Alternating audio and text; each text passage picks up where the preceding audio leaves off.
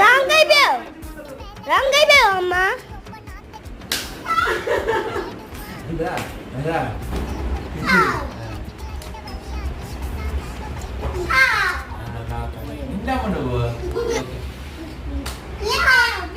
దివి అయిపోయావురా, అయిపోయి పాపం సంతు మెల్లి కొట్టి సంతు సంతు సంతు నిజంగా బంటిగాడిలాగా కనబడుతున్నాడు సంతు. ఇప్పుడు చూడు ఎంత బేగ ఫేస్ ఎక్స్ప్రెషన్స్ మారిపోతాయి.